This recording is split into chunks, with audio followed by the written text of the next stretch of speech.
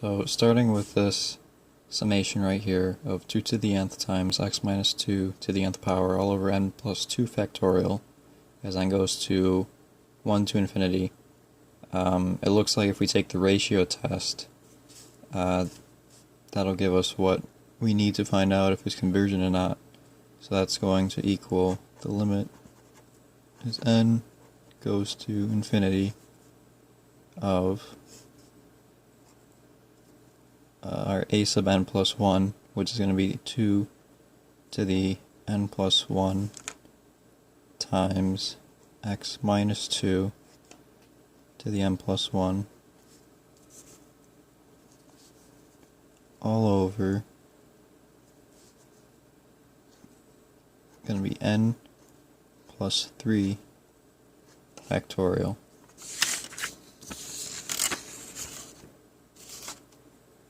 And then multiplying that by the reciprocal, or dividing it by a sub n, is going to give us times the absolute value of n plus 2 factorial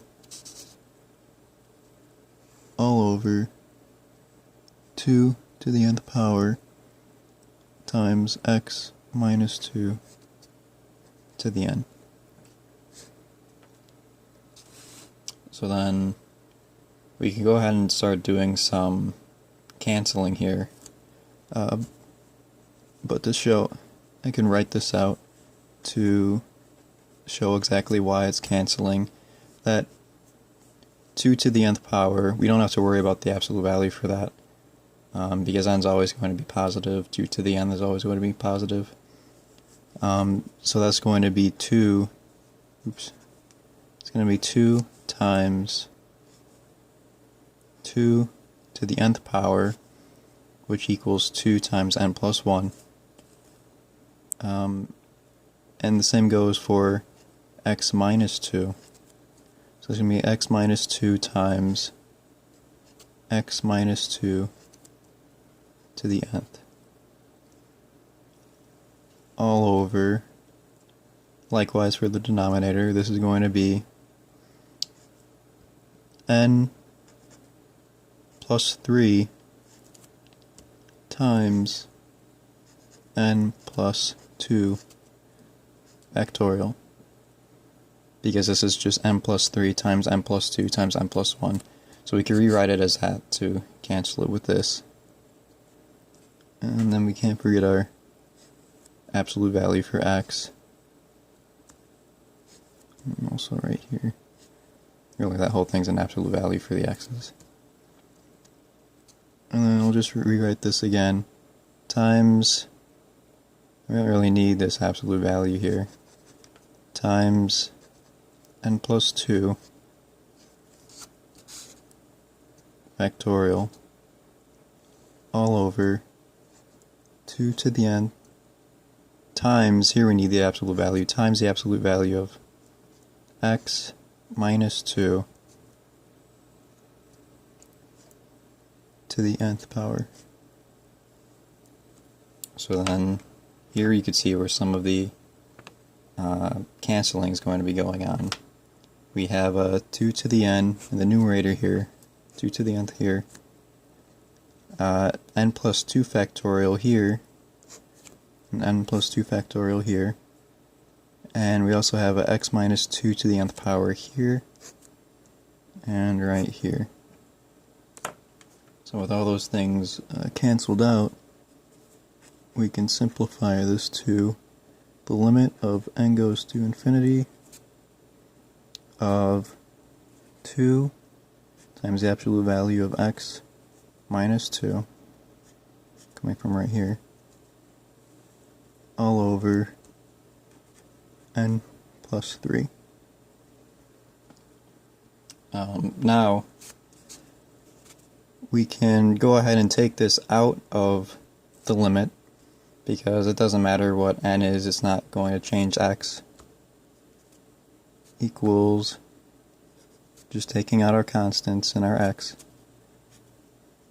2 times absolute value x minus 2 times the limit then goes to infinity of 1 over n plus 3. Now, as n goes to infinity, this is going to give us 1 over infinity, which is 0. It's an infinitely small fraction.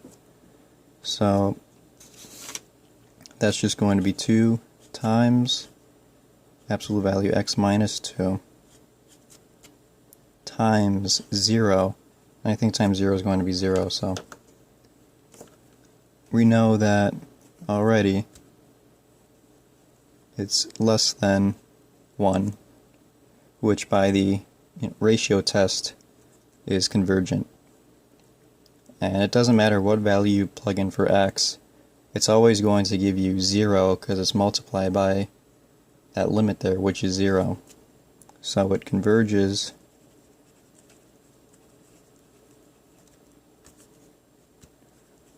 for all x values.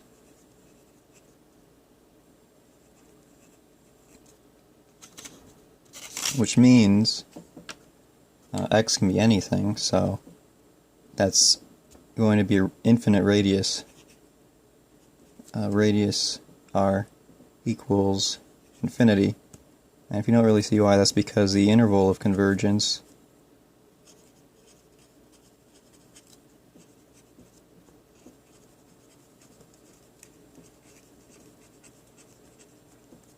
is negative infinity to infinity, because x can be any number. So if your interval of convergence is negative infinity to infinity, your radius is also going to be infinity. So just by doing the ratio test and showing that the limit is 0 for any value of x, we could tell that this summation right here is going to be convergent from negative infinity to infinity with a radius of infinity.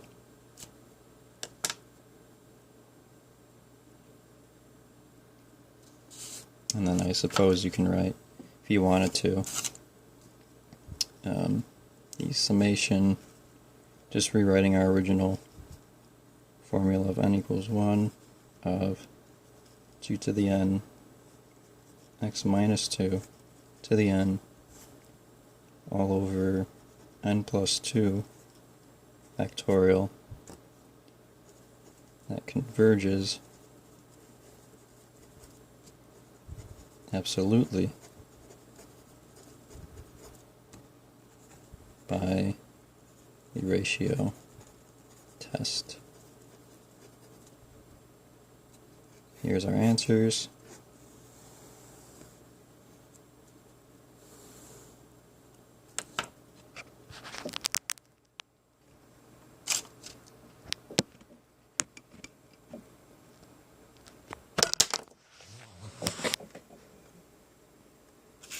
And there's the whole thing, just one more time.